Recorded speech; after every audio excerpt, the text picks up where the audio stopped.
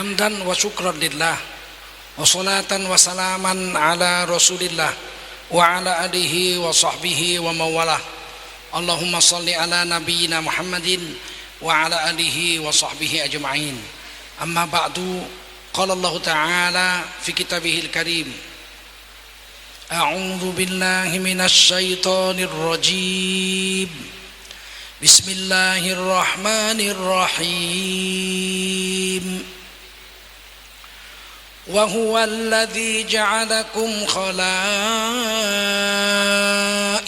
ardi wa rafa'a ba'dakum fawqa ba'din darajat liyabluwakum fima atakum. Inna rabbaka sari'ul iqab wa innahu laghafurur rahim. Qala Rasulullah sallallahu alaihi wasallam, man kharaja fi talabil ilmi fahuwa fi sabilillahi hatta yarji'. Baginda Rasul bersabda, siapa keluar dari rumah, siapa keluar untuk mendapatkan ilmu dari tempatnya, maka orang itu adalah orang yang berjihad fisabilillah sampai dia kembali ke tempatnya. Mudah-mudahan kita semua mendapatkan pahala jihad dari Allah Subhanahu wa taala. Amin. Shadaqallahul azim wa sadaqa rasuluhun nabiyul karim wa nahnu ala dzalika minasy syahidin wasyakirin walhamdulillahi rabbil alamin. Keluarga besar Universitas Muhammadiyah Solo yang dimuliakan Allah SWT, takmir masjid, Sultan Miah, Rais, dan seluruh jajaran, segenap mahasiswa dan mahasiswi, anak-anakku sekalian yang dimuliakan Allah SWT. Wajiblah kita bersyukur pada Allah SWT. Salawat dan salam kita sampaikan untuk baginda Rasulullah Sallallahu Alaihi Wasallam.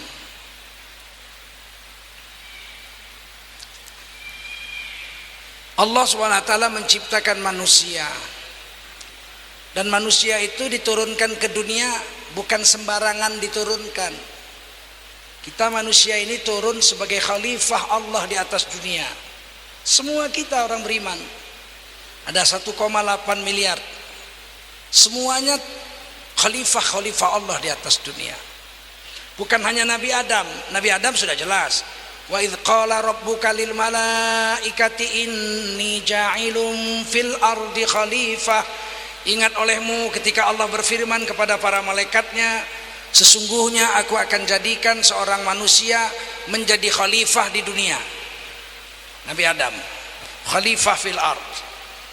Kita semuanya khalifah. Ditulis di dalam surah Al-An'am ayat terakhir, wa huwallazi ja'alakum khalaifal ard. Dialah Allah yang telah menjadikan kamu semua orang Islam, orang beriman, para khalifah Allah di atas bumi. Apakah khalifah? Khalifah itu adalah wakil Allah untuk menjalankan syariat Allah dan mengajarkan serta menularkan syariat Allah itu sampai hari kiamat. Itu khalifah. Jadi kita ini khalifah. Kalau kita turun ke dunia, kita mau menjalankan ajaran selain ajaran Allah dan Rasulullah, dicabut gelar khalifah kita, sebab kita menyeleweng dari mandat yang Allah berikan pada kita.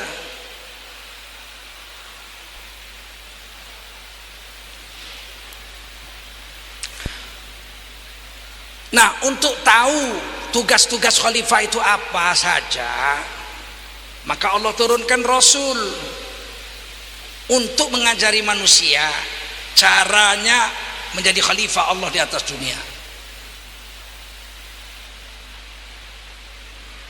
Nah, Rasulullah turun ke dunia itu membawa ajaran bagaimana kita bisa tahu jalan menjadi khalifah.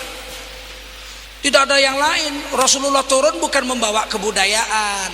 Nggak ada budayanya yang dibawa oleh Rasul.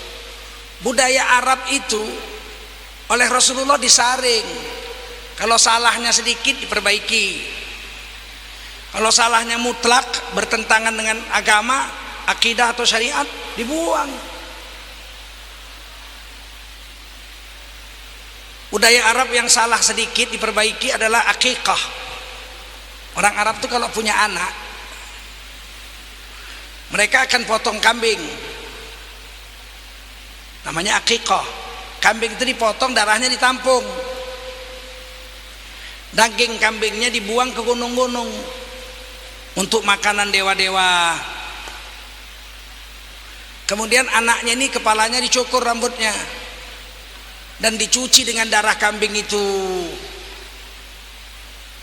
Oleh Rasulullah diteruskan, tapi diperbaiki. Lahir anak, sembelih kambing 2 ekor kalau laki-laki, 1 ekor kalau perempuan.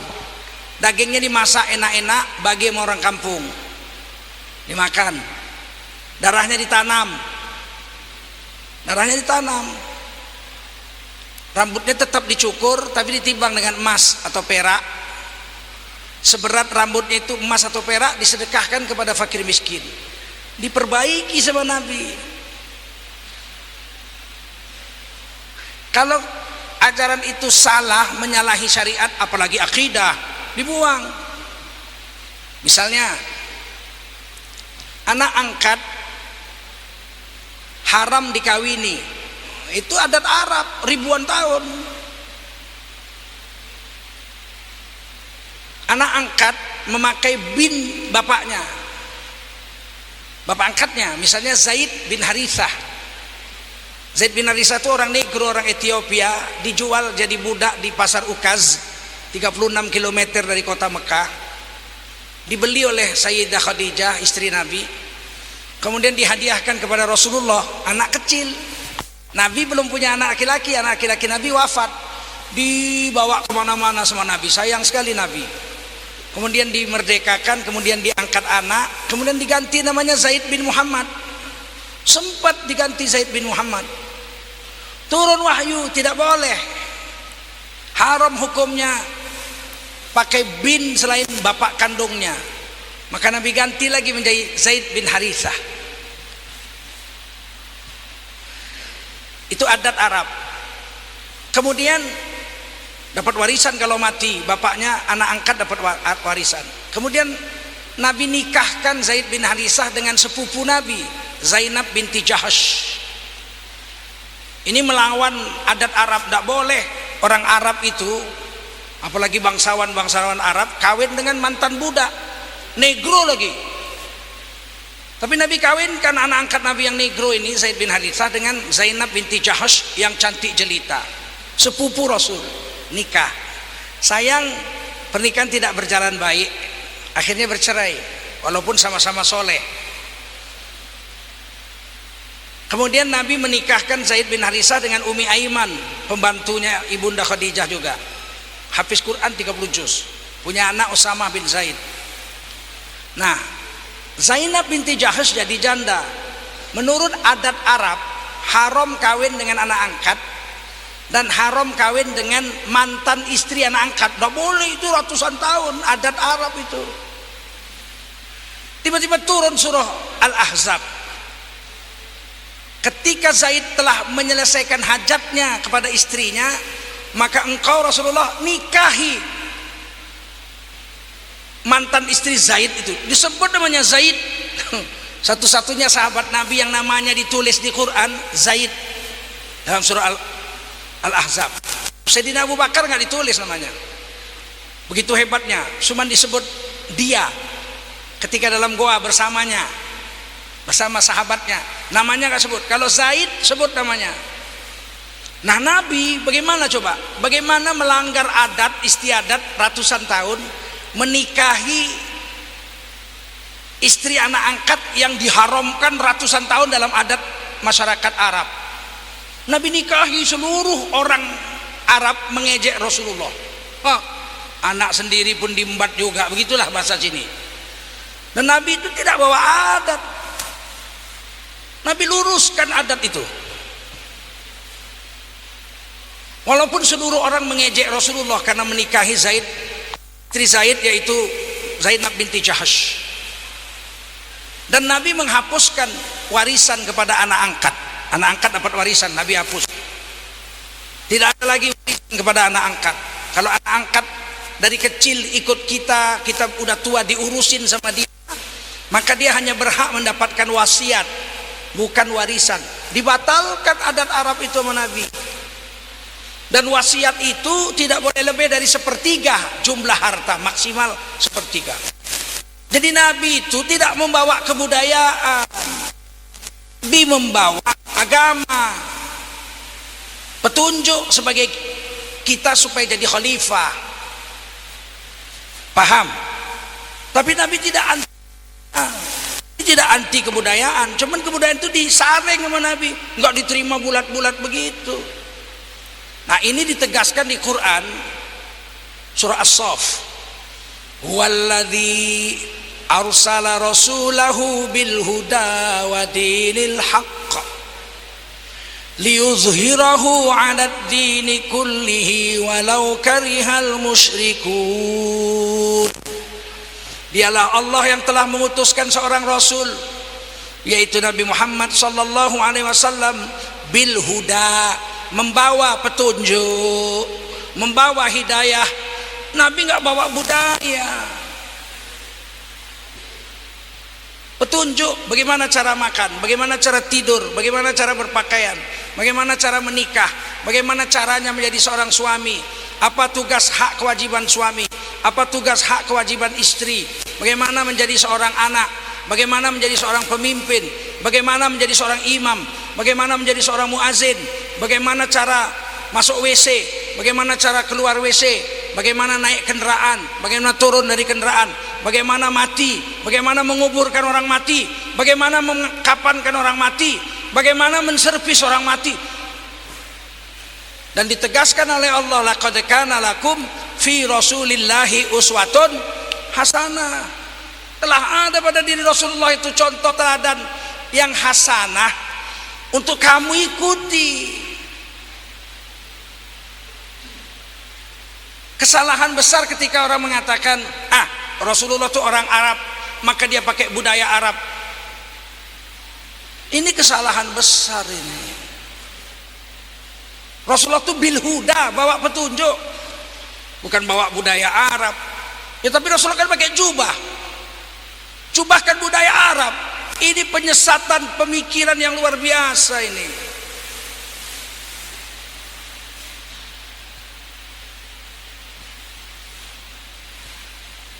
Ketika Rasulullah lahir di Mekah, besar di Mekah, Mekah itu bukan kota primitif yang tertinggal, yang tertutup, nggak ada orang datang. Mekah itu pusat peribadatan dunia sejak zaman Nabi Ibrahim. Nabi Ibrahim itu memanggil manusia untuk berhaji, wa adzim fin nasi bil hajj. Panggil manusia berhaji dari seluruh dunia. Kata Allah kepada Nabi Ibrahim. Nabi Ibrahim bilang, suara saya enggak kuat untuk memanggil manusia seluruh dunia. Kata Allah, tugasmu manggil aja. Untuk menyampaikannya tugas saya, kata Allah. Ya'tu karijalan, nanti mereka akan datang dari seluruh penduduk dunia dengan berjalan kaki, wa ala kulli domir, atau naik onta yang kurus. Saya tanya guru tafsir saya, kenapa onta kurus? Onta gemuk, kenapa rupanya? Dia bilang, waktu di negaranya ontanya gemuk, sampai di Mekah kurus karena perjalanan jauh dari Yaman, dari India, dari Pakistan, dari Ethiopia. Untanya gemuk sampai Mekah kurus. Ya'tina min kulli fajjin amik, manusia akan datang dari seluruh penjuru berhaji. Sejak zaman Nabi Ibrahim, seluruh dunia sudah datang berhaji. Guru Nana ini nabinya orang Sikh. Kalau anda ke India, ada orang India yang pakai serban tapi nggak ada ekornya. Kalau sunnah Nabi berserban itu ada ekornya, paling panjang sehasta, paling pendek segenggam, kadang-kadang ekornya satu, kadang-kadang ekornya dua. Itu dalam hadis Turmidzi, Abu Daud dan lain-lain. Ada orang India pakai serban tapi nggak pakai ekor, namanya orang-orang Sikh, Punjabi. Nabinya orang Punjabi itu, orang Sikh itu, namanya Guru Nana. Itu 4 kali naik haji ke Mekah. 4 kali naik haji ke Mekah. Abu Lahab naik haji juga, Abu Jahal naik haji, orang-orang Madinah naik haji juga.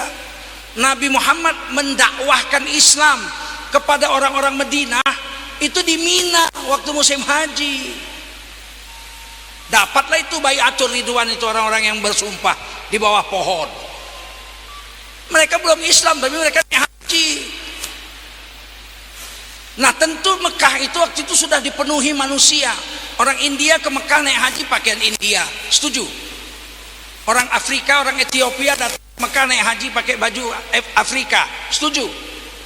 Pakai baju Afrika apa pakai belangkon? Orang Afrika pakai baju Afrika apa pakai belangkon? Orang Syam datang ke Mekah berhaji pakai baju Syam. Orang Yaman datang ke Mekah berhaji pakai baju Yaman. Nah di antara baju-baju yang banyak Rasulullah memilih.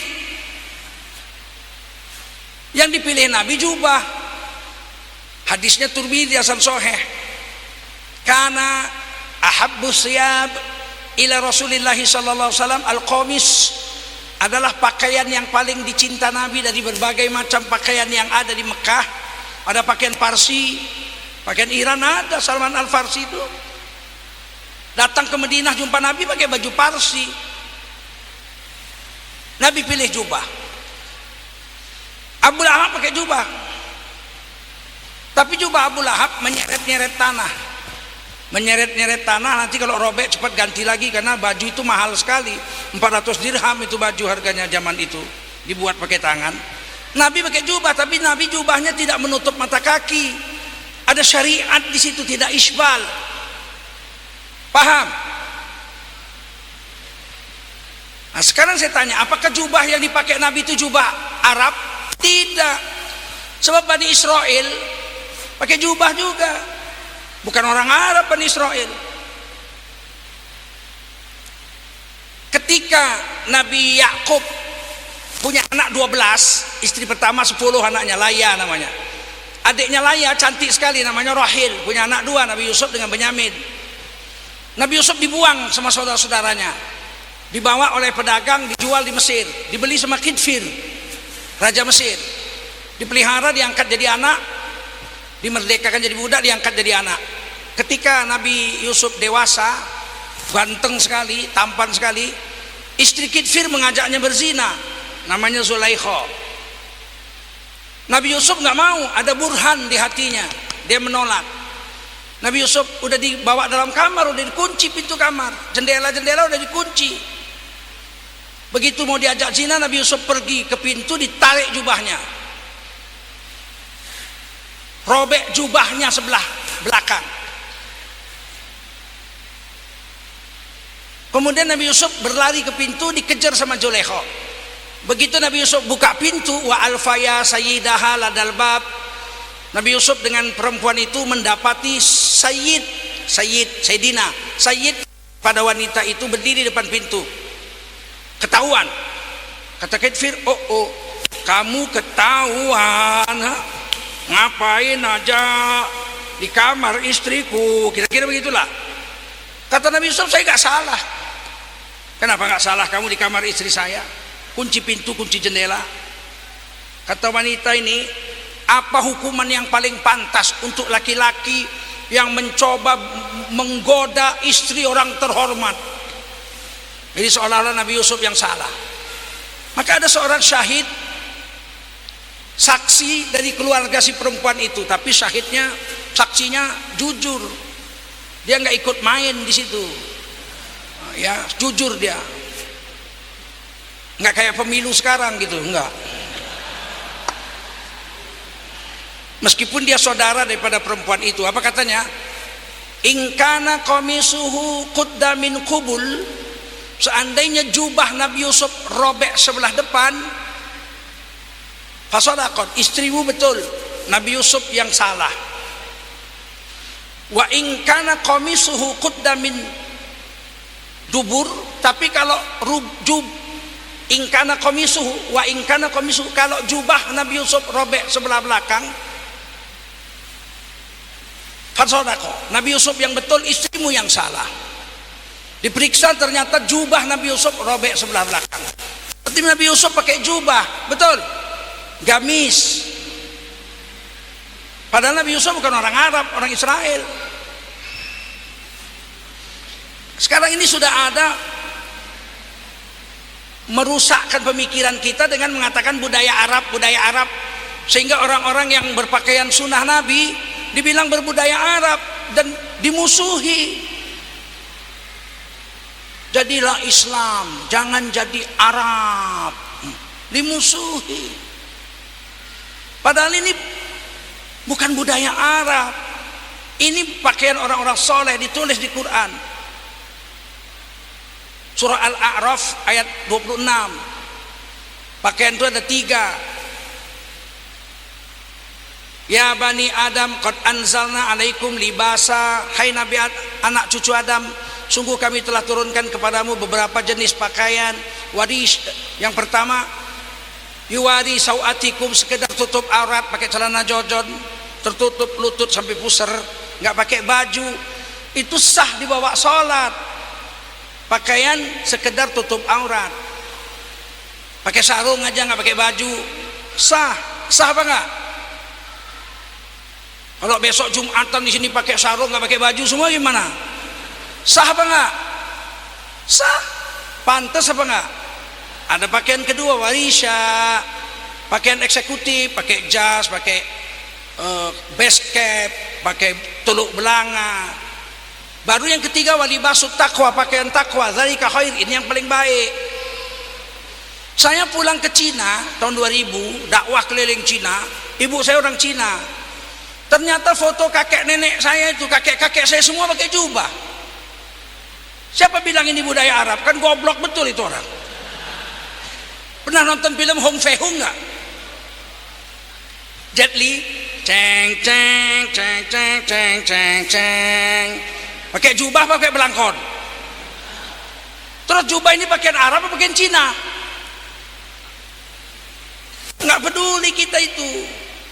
Mana yang dipilih Nabi itu kita pilih. Meskipun zaman Nabi ada pakaian lain. Pakaian NU ada zaman Nabi. NU itu berdiri tahun 26, Pak. Pakaiannya udah ada. Pakaian NU itu pakai sarung, pakai baju, pakai toyalas, pakai peci. Itu dipakai oleh Umar bin Khattab. Kalau kita lihat sejarah azan, yang mimpi dapat seruan azan itu Abdullah bin Zaid radhiyallahu anhu. Nabi waktu itu mau mengumpulkan orang sholat, musyawarah, ada yang bilang bakar api, ada yang bilang tiup trompet, ada yang bilang pukul lonceng. Nabi nggak setuju. Malamnya Abdullah bin Zaid mimpi, suara azan diajarkan, Allahu Akbar, Allahu Akbar, asyhadu an la ilaha illallah. Maka Abdullah bin Zaid cerita, Nabi putuskan ini dipakai untuk memanggil sholat, yang azan Sayyidina Bilal, karena Abdullah bin Zaid suaranya nggak bagus. Jadi muadzin itu harus yang merdu, yang kuat. Kalau jelek, gitu nggak boleh tuh. Begitu menjelang subuh, Umar bin Khattab bergegas-gegas ke masjid. Ditariknya izarnya, izar itu sarung, ditariknya izar, berarti Umar bin Khattab nggak pakai jubah. Umar bin Khattab pakai izar, pakai sarung, pakai baju, pakai peci. Dia lari-lari ke masjid, tiba-tiba didengarnya suara azan, Allahu Akbar, Allahu Akbar. Apa kata Sayyidina Umar? Aduh, keduluan orang mimpiku ini. Sama-sama mimpi dengan Abdullah bin Zaid. Tapi kita lihat Umar bin Khattab di dalam sejarah azan itu, dalam hadis-hadis itu, Umar bin Khattab tidak pakai jubah seperti Rasulullah. Sekarang kita bahas apa yang Nabi bawa itu. Yang pertama akidah, wadinil haq. Nabi bawa agama yang paling betul. Liyuzhirahu ala dini kulli, agar dipertunjukkan kepada semua agama yang ada bahwa Islamlah agama yang paling unggul. Walau karihal musyrikun, walau orang musyrik nggak senang, mesti kita tunjukkan Islam paling unggul. Walau orang-orang penyembah banyak Tuhan tidak suka, nggak boleh ngalah kita.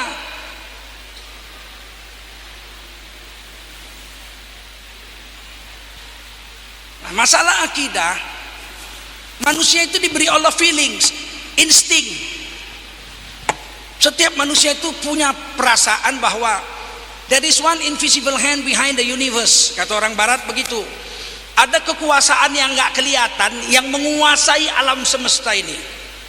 Sampai zaman sekarang, para ateis yang tidak percaya Tuhan, saya nggak percaya Tuhan, I don't believe in God, I don't believe in God. Kalau kepepet, yang keluar dari mulutnya, oh my God, percayalah.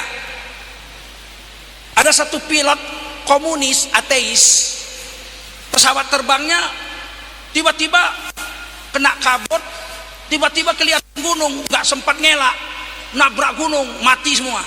Diambil kotak hitamnya, diperiksa apa ucapan yang keluar dari mulut pilot, dan kopilot ketika tabrak gunung dia bilang apa?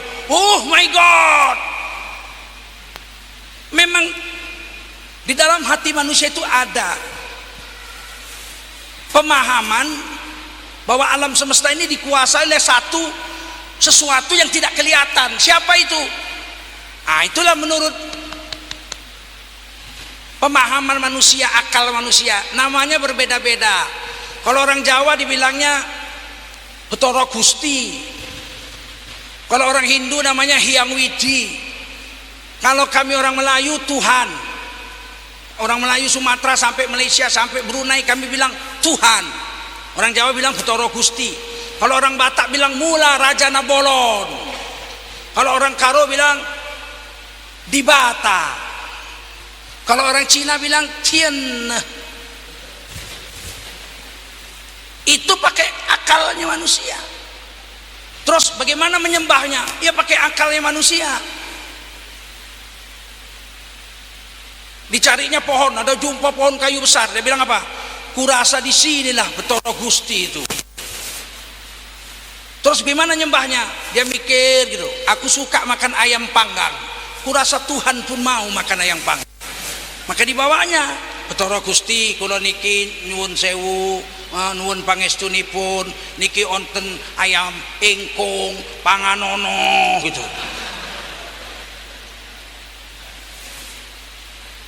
Kami di Sumatera dulu waktu saya masih kecil-kecil, setiap tahun orang Melayu itu membuat makanan di sampan.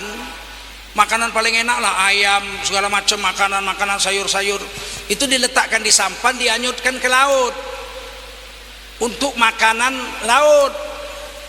Kita makan dari laut, kita ngasih makan laut. Coba bodohnya manusia itu. Ketika menghanyutkan makanan sajen-sajen itu, ada pawangnya yang menyanyikan syair. Saya menulis syairnya itu. Diperintahkan oleh pemerintah penelitian syair-syair menjamu laut itu. Karena ditugaskan ya saya kerja waktu itu, saya tulis semua. Tapi mereka sudah tobat alhamdulillah. Upacara menjamu laut sudah hilang dari kebudayaan kami orang Sumatera. Tapi saya sempat tulis itu. Ketika dihanyutkan ke laut itu sajen-sajen, pimpinan Melayu di situ membacakan syair. Ahoy, jembalang laut, jembalang angin, jembalang gunung, jembalang air, jembalang tanah, segala macam jembalang. Anaklah cucu minta rezeki.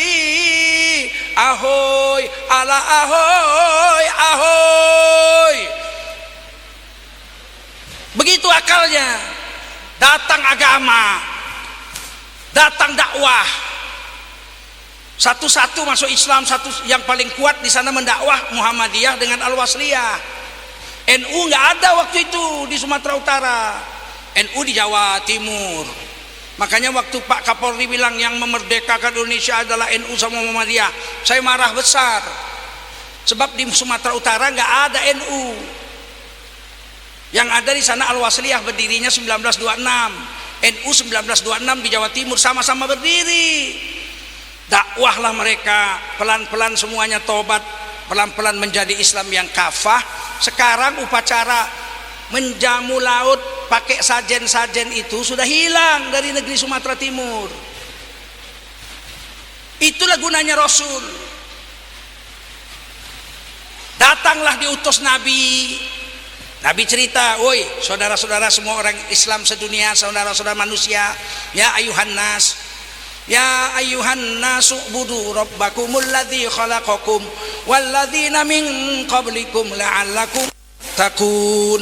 Hei kamu manusia, sembahlah Tuhanmu yang telah menjadikan kamu dan menjadikan orang-orang sebelum kamu. Mudah-mudahan kamu menjadi orang yang bertakwa. Sekarang nanya, ya Nabi, kami mau nyembah, siapa yang disembah? Orang Jawa bilang Betoro Gusti, orang Batak bilang Mula Raja Dabolon, orang Karo bilang di Bata, orang Cina bilang Tiene, orang Inggris bilang God. Kata Nabi, ini jawabnya, surah Toha ayat 14. Innani anallah, sesungguhnya aku adalah Allah, la ilaha illa ana, sesungguhnya tiada sesembahan kecuali aku Allah. Fa'budni, maka sembahlah olehmu akan aku Allah. Wa aqimis sholata li dzikri, cara menyembahnya adalah dengan menegakkan sholat. Baru Nabi ajari, sallu kama ra'aitumuni usolli, sholatlah kamu sebagaimana kamu lihat aku sholat. Jadi nggak pakai akal lagi, tapi pakai Rasulullah Shallallahu Alaihi Wasallam. Paham? Ngerti? Jadi kalau kita mau hidup bersama Rasul, lahir batin dari ujung rambut sampai ujung kaki harus ikut Rasul. Perkara hukumnya ada yang wajib, ada yang sunat, ada yang mubah, ada yang haram. Itu urusan ulama membaginya. Sunnah Nabi itu hukumnya ada 4. Berapa? Sunnah Nabi itu hukumnya ada 4. Yang pertama, sunnah Nabi yang wajib, menutup aurat wajib. Sholat 5 waktu wajib, sunnah Nabi, Nabi lakukan itu. Betul. Puasa Ramadan sunnah Nabi tapi hukumnya wajib. Ada sunnah Nabi hukumnya sunat. Apa? Gosok gigi. Laula an asyqa ala ummati la amartuhum bisiwak inda kulli shalah atau inda kulli wudu. Kalau tidak memberatkan umatku, kuwajibkan umatku gosok gigi 10 kali sehari, 5 kali waktu wudu, 5 kali waktu sholat, 10 kali. Berat apa enggak? Sunat. Tapi mentang-mentang sunat kita tuh bilang, sunat nggak apa-apa, nggak usah dikerjakan.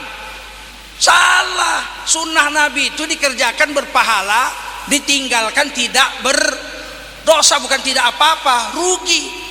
Gosok gigi sunat, coba nggak usah gosok gigi 2 tahun, coba. Ada sunnah Nabi yang mubah. Sunnah Nabi buat, tapi mubah, mau kita ikut boleh, nggak kita ikut tidak berdosa. Apa itu? Nikah dengan janda. Nabi nikah sama siapa?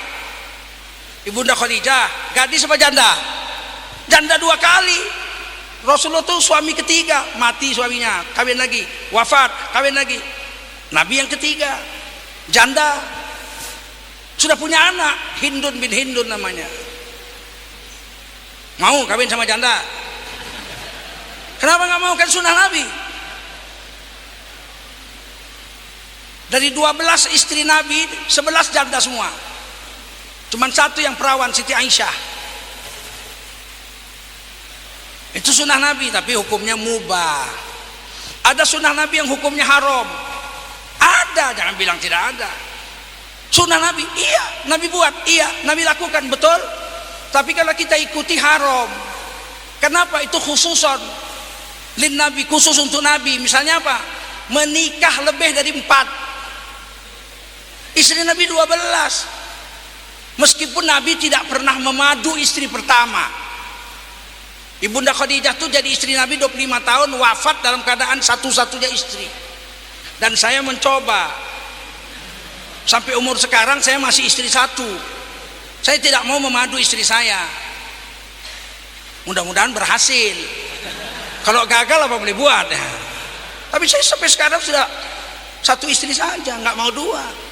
Sebab Rasulullah tidak memadu istri pertama. Tapi kalau istri pertama saya meninggal dunia, ya besoknya saya langsung kawin 2.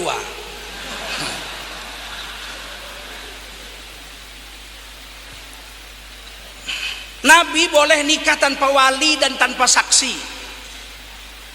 Itu surah Al-Ahzab juga ayat 50. Khalisatan laka min dunil mu'minin. Nikah dengan perempuan tanpa wali dan tanpa saksi hanya khusus untuk Nabi, tidak boleh untuk orang beriman yang lain. Jadi sunnah Nabi yang haram itu ada. Paham? Mudah-mudahan kita bisa paham. Ini pembukaan. Mau sempurna ikut Nabi aja. Saya pakai baju begini karena kepingin ikut Nabi aja. Kalau saya ke diskotik pakaian begini jam 2 malam, apa yang terjadi coba? Assalamualaikum. Yang disko itu bubar semua. Ada setan gitu. Nggak bisa kompromi nih dengan kemaksiatan. Nah, itu aja. Saya mau ada tanya jawab. Karena waktunya sudah habis. Yang mau bertanya silakan. Saya udah dikode tadi. Waktunya tinggal 10 menit katanya udah habis. Silakan, saya kembalikan moderator. Mau tanya jawab. Assalamualaikum teman-teman semuanya yang ada di aula utama Masjid Suldamiah Rois. Sudah nyimak ya materinya ya. Silakan buat teman-teman yang pengen bertanya dari materi yang tadi dipaparkan atau ilmu yang tadi dipaparkan oleh Ustadz kita, guru kita, Ustadz Tengku Zulkarnain. Boleh silakan ikhwan atau akhwat. Buat yang akhwat tadi pesan panitia boleh tulis pakai kertas ya. Yang ikhwan bisa pakai mic, silakan. Ada yang tanya? Yang bawah? Silakan angkat tangan. Yang ikhwan? Yang belakang juga boleh. Tip. Belakang dulu ya.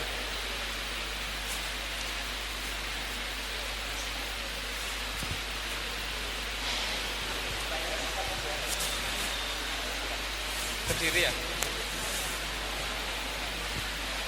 Assalamualaikum Ustaz, mau tanya Ustaz. Kalau yang ditemakan hidup bersama Rasulullah SAW, Ustaz, yang mau saya tanyakan, terkadang kita sudah banyak Ustaz baca-baca tentang sirah Nabi Muhammad SAW, misalnya dari kitab Rohiqul Maktum atau Nurul Yakin. Yang mau saya tanyakan, adakah kitab yang membahas tentang hikmah-hikmah dari perjalanan Rasulullah SAW? Karena kebanyakan buku itu hanya diceritakan tentang dari Rasulullah lahir, perang, kemudian nanti ada Rasulullah peristiwa-peristiwa yang lain, tapi jarang disebutkan faedah-faedah dari peristiwa tersebut.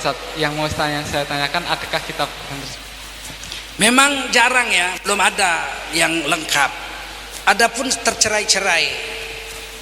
Misalnya di tafsir Qurtubi, tafsir ada sedikit-sedikit. Tugas kita lah menyempurnakan itu. Misalnya ya, saya kepingin nulis hikmahnya istri Nabi banyak.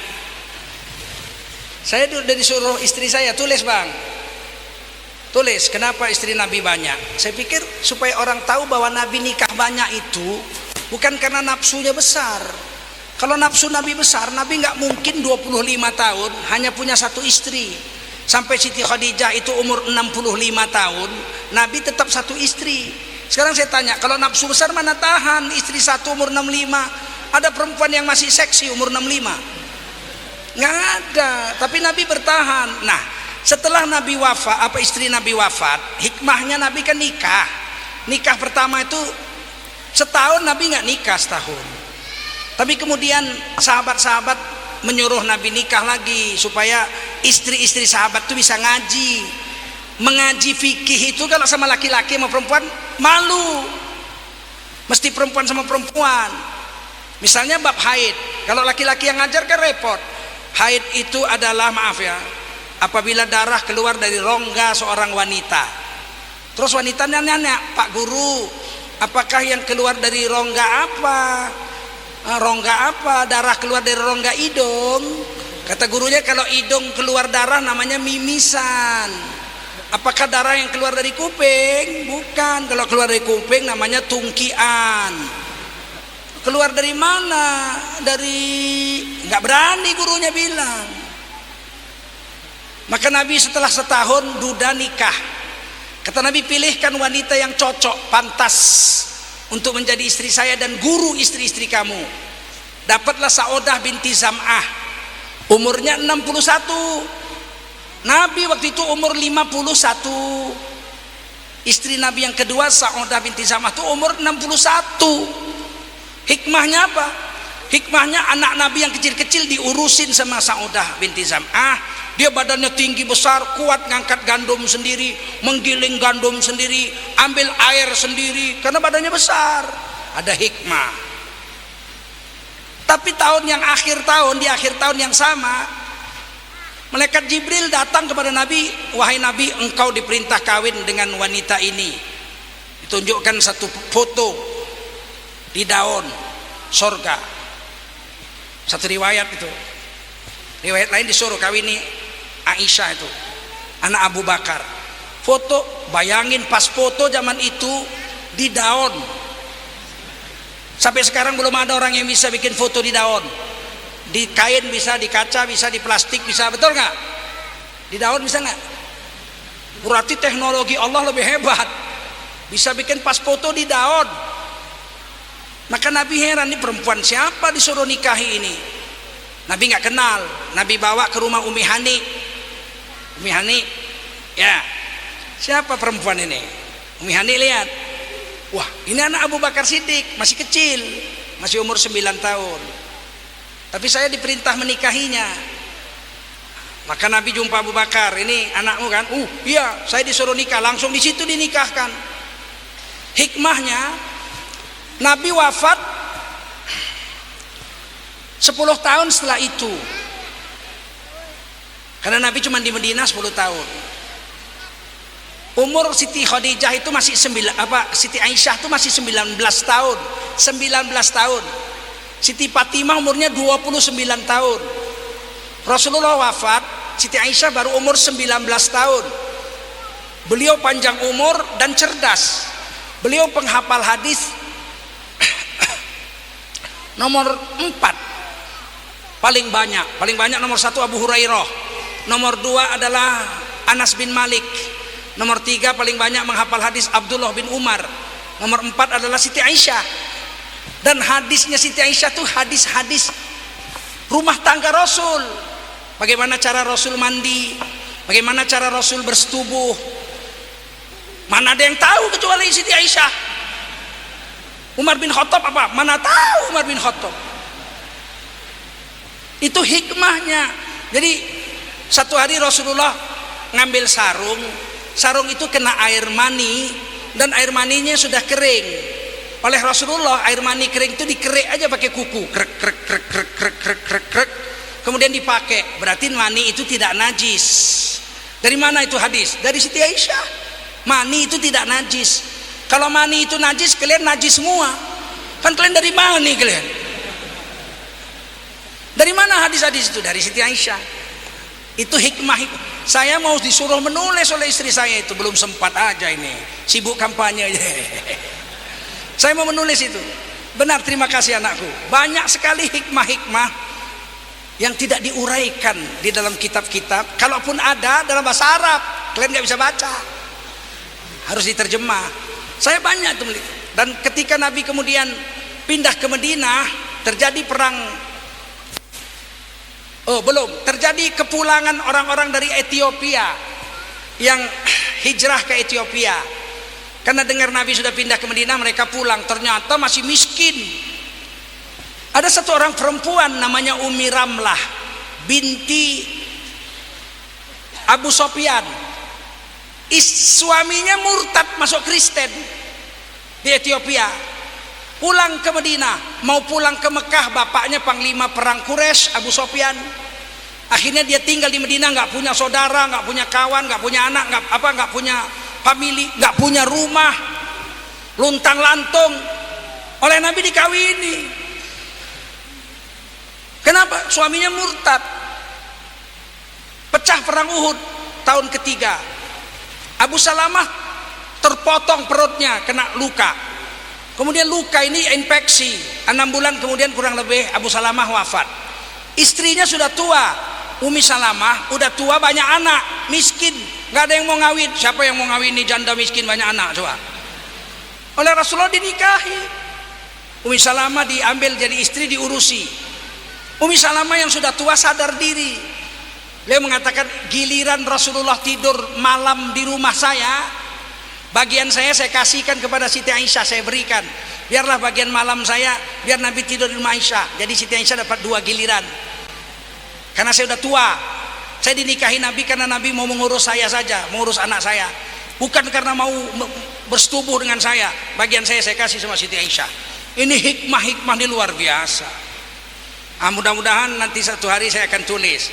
Dan saya akan minta kepada kawan-kawan yang lain supaya menulis hikmah perang Badar apa, hikmah perang Uhud apa. Kita akan coba, mudah-mudahan saya bisa selesaikan dalam tahun ini. Hikmah kenapa Rasulullah menikah banyak, ya. Walaupun saya cuma 1 istri juga. Terima kasih, bagus sekali. Yang lain.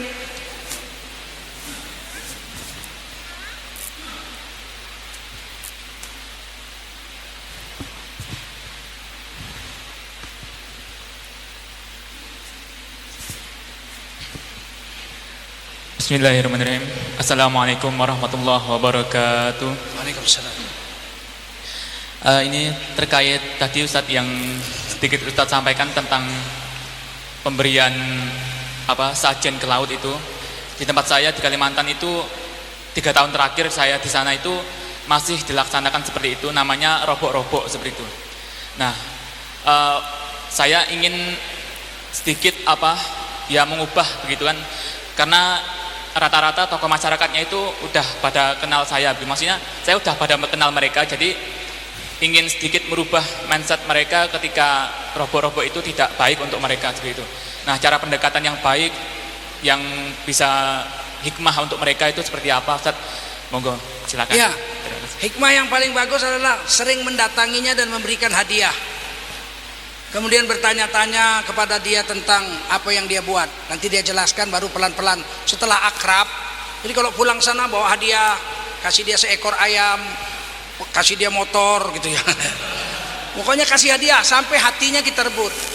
Setelah hatinya kita rebut, baru nanti pelan-pelan kita ngobrol, nanti baru berubah. Yang paling pentolannya itu harus pegang.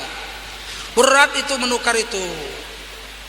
Saya itu di kampung saya itu wiritan yasinan itu habis maghrib malam Jumat.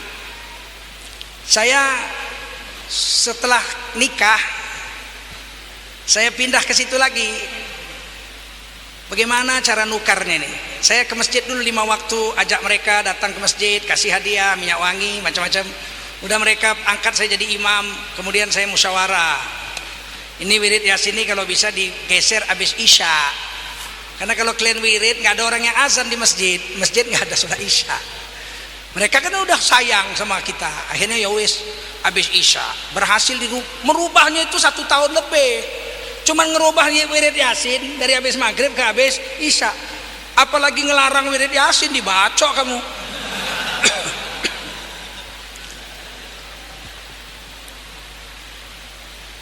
Kemarin di Poso itu terjadi adatnya begini, kalau Poso lebih parah. Yang saya dengar mereka menjamu laut tuh pakai binatang. Jadi kerbau dianyutkan ke tengah laut. Kalau kerbaunya berenang ke pinggir ditombak. Diusir lagi, ditombak, diusir, ditombak sampai mati di laut. Lebih parah lagi. Nah, tokoh-tokoh agama sudah melarang. Tapi tokoh adat tetap kepentingan ini masalahnya. Kepentingan daripada ini. Bupati juga berkepentingan. Buat acara itu bupati dapat duit juga. Keluar uang APBD. Nah ini dulu sebetulnya zaman Pak Harto sudah mulai kurang. Sudah mulai redup. Tapi sekarang ada upaya mau menghidupkan kebudayaan lokal untuk menghempang agama-agama kita ini. Supaya kita jangan jadi orang militan, supaya jangan jadi orang yang soleh. Caranya diadu domba dengan budaya.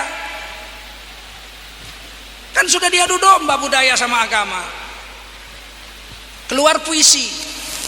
Kidung Ibu Indonesia lebih merdu dari alunan azanmu. Kan sudah mengadu domba antara budaya dengan agama.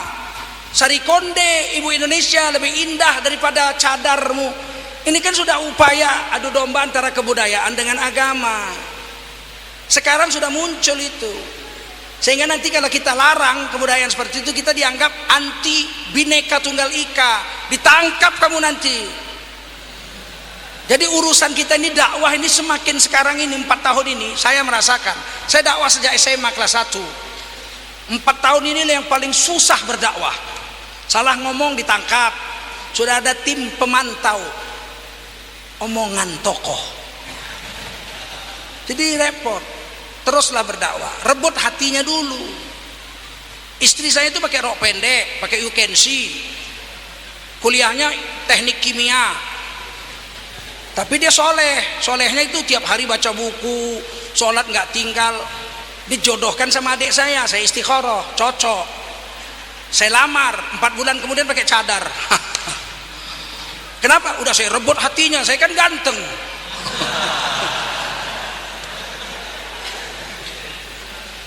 Kira-kira begitu secara ringkas.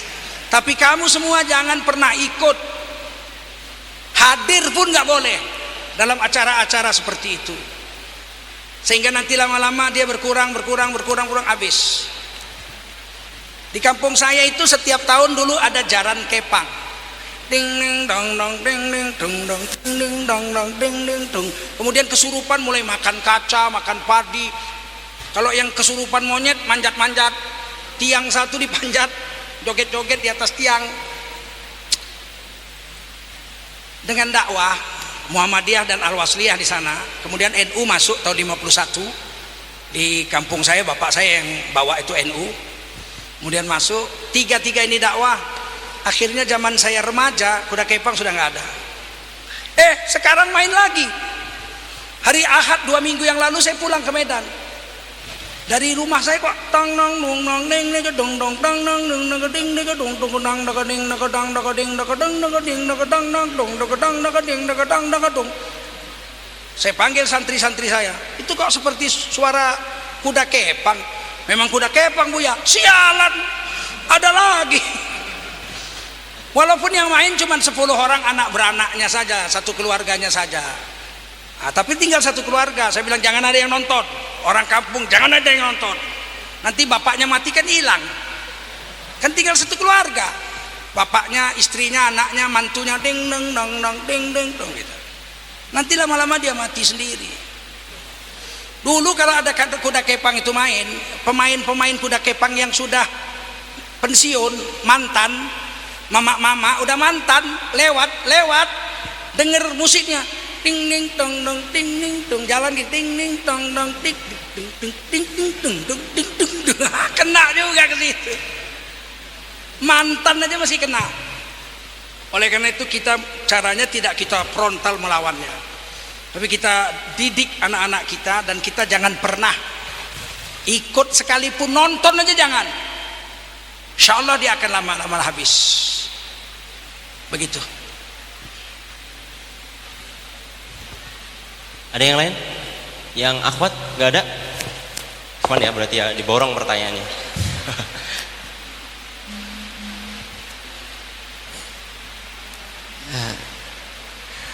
Mau tanya Ustadz.